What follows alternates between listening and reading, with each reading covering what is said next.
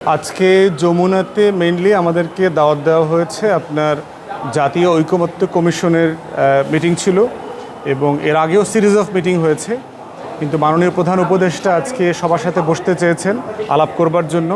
এটার লক্ষ্য হচ্ছে উনি যেটা ওনার উদ্বোধনী ভাষণে বলেছেন সেটা হচ্ছে যে এই আমাদের পরামর্শ এবং দাবির প্রেক্ষিতে কী সংস্কার করা দরকার, এই দরকারটা বুঝবার জন্য কিন্তু আপনার গত বছর থেকে সেপ্টেম্বর অক্টোবর থেকে টানা বিভিন্ন কমিশন গঠিত হয়েছে এবং আপনারা দেখেছেন যে গুরুত্বপূর্ণ কমিশনগুলোর রিপোর্টও ইতিমধ্যে দেওয়া হয়ে গেছে। এখন প্রশ্ন হচ্ছে দ্বিতীয় দফায় তারা বুঝবার চেষ্টা করছে যে এই কমিশনের রিপোর্টগুলোর কতগুলোর সাথে রাজনৈতিক দলগুলো ইতিমধ্যে একমত হয়ে গেছে। আপনারা দেখেছেন যে 166টা প্রশ্নের একটা প্রশ্নোত্তর আপনার নেওয়া হয়েছে, জরিপ করা হয়েছে, তারা এটাকে আবার আইটেমাইজ করেছেন কতটুকুর সাথে একমত কতটুকুর সাথে দ্বিমত।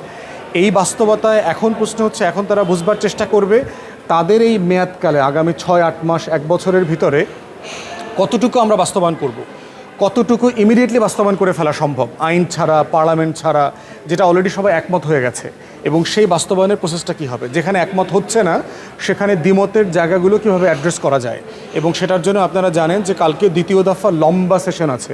আজকে উদ্বোধনী সেশন ছিল, কালকে 11টা থেকে এখানে আবার লম্বা সেশন বসবে সারাদিনের জন্য মোটামুটি এই বিষয়ভিত্তিক আলোচনা করবার জন্য।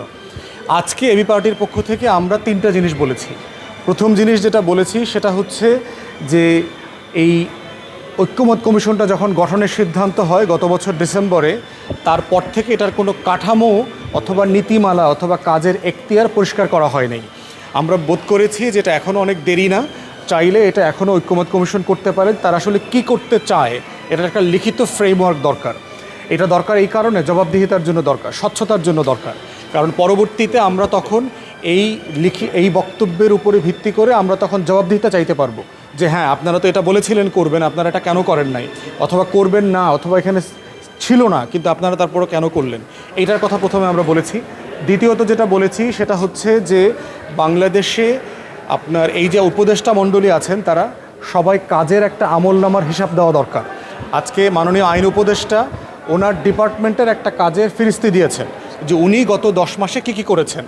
এখন আমরা ওই প্রেক্ষিতে বলবার চেষ্টা করেছি তাহলে অন্যান্য উপদেষ্টারা কেন দেবেন না, এবং আমরা দাবি করেছি যে প্রত্যেক উপদেষ্টা তার 10 মাসের কাজের আমলনামা জাতির উদ্দেশ্যে প্রকাশ করা দরকার।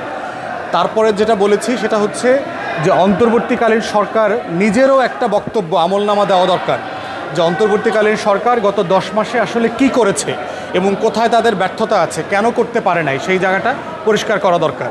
তারপরে ফাইনালি আমরা যেটা বলেছি নির্বাচনের মাস নিয়ে একটা বিভ্রান্তি আছে, এই বিভ্রান্তিটার দূরত্বটা আসলে খুব বেশি না, ডিসেম্বর থেকে জুনের দূরত্ব খুব বেশি না। এটা আলোচনা করে পরামর্শ করে ঐক্যমত কমিশনের মাধ্যমে আমরা একটা সমন্বয় করে একটা ঐক্যমতে আসতে পারবো বলে আমরা বিশ্বাস করি। এটা ছিল এবি পার্টির পক্ষ থেকে আমাদের বক্তব্যের সামারি।